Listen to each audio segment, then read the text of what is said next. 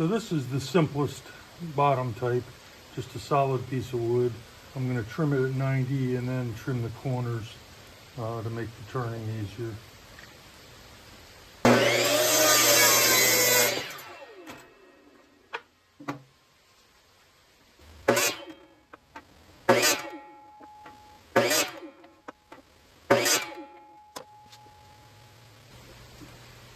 So this is a second type of bottom.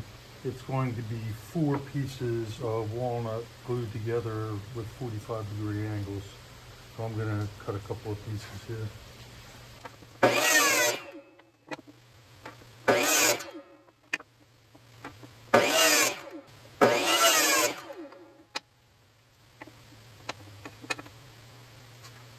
The next step is to disc sand the 2 halves so they fit together perfectly, which are pretty close now.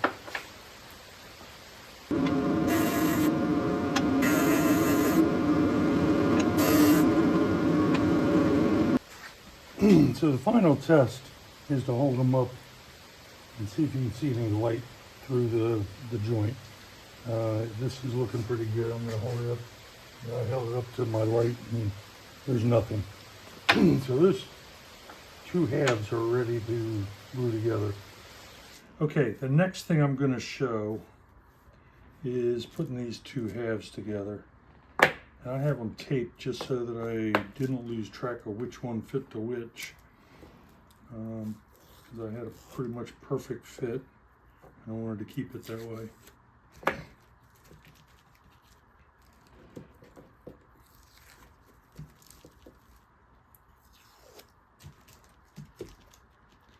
So I use a different glue on this. It's called Quick and Thick. It's also made by Titebond, but it tends to set up very, very quickly so that I can actually hold these together for 15 to 20 seconds and they are glued solid.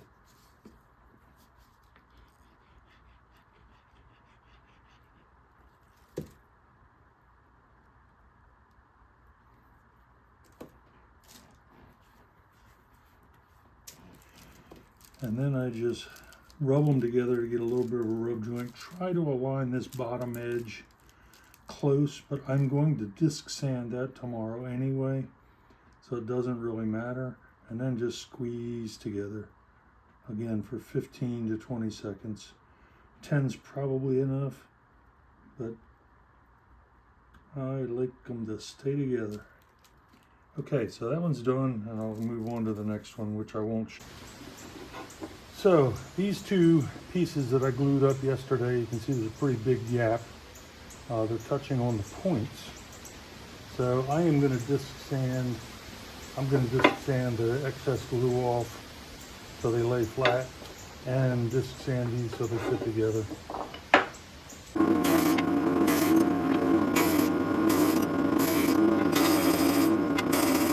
Okay, so now they fit together perfectly, and I'll glue them together the same way with that Quick and Thick glue later today.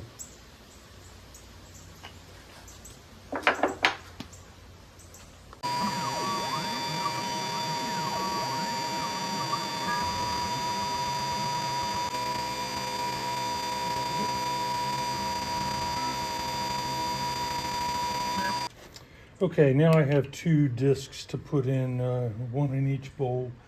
The circle is 3.5 inches in diameter, which is exactly what I designed it for. And I'll use the bandsaw to cut on those lines.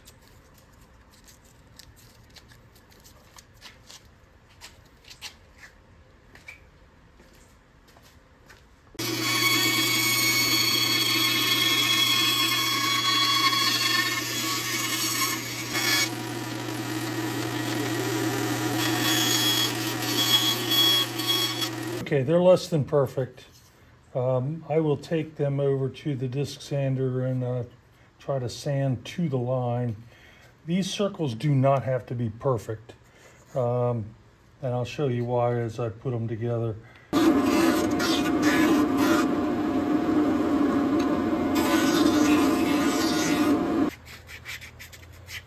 I'm just taking the little bit of burr off the edge So I have the bowl bottom mounted solidly in these cold jaws, and the next step is just round this out so that from the bottom it'll be done, and then I'll flip it around and show you the next step.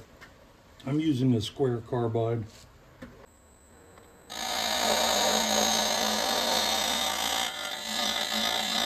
I'm going to now flip this around.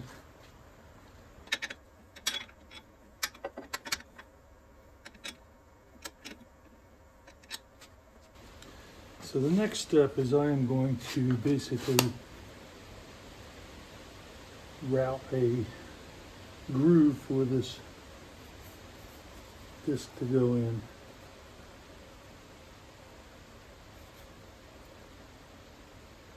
It's roughly in the center. So the goal is sneak up on it. I will cut almost to that line, and then I'll check the fit with the disc. And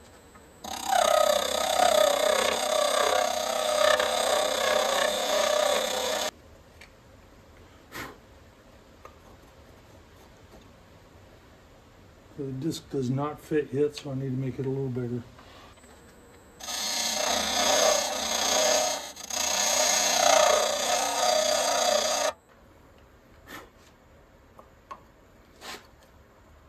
Okay, the disc now fits in the hole.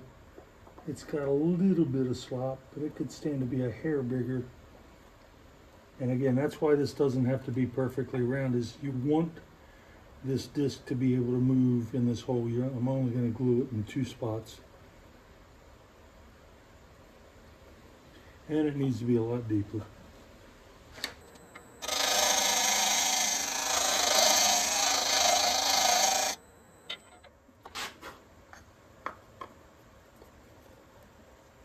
All right, now it looks, the depth is just about perfect. Check the flatness. That looks pretty good. So this one is ready to go. So I have the 2 floating bottoms done. I've put finish on these and I've sanded the edges. Those are the 2 points I'm going to glue in to the bottom. And the goal of this is they will be glued at those 2 points. Wood tends to grow more in this direction, and now there's some space for it to grow, so it should cause no stress on the bottom. So, little spots of glue on the edge.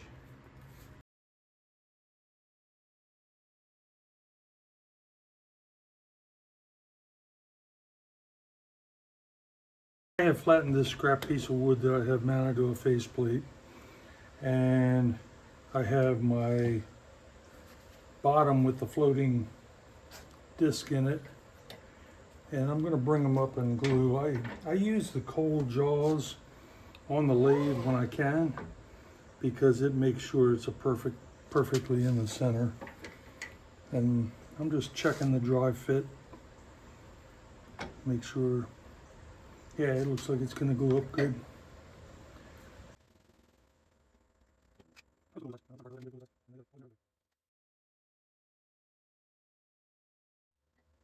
So the base is put together.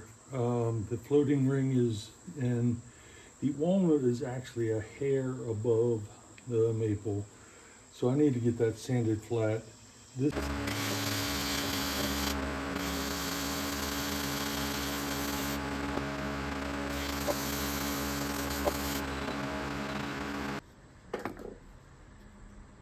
So now that I have this sanded flat, I'm going to glue it on, and this is the most complex one. I put some wax on the maple because I don't want that to stick, and I put glue on this outer rim.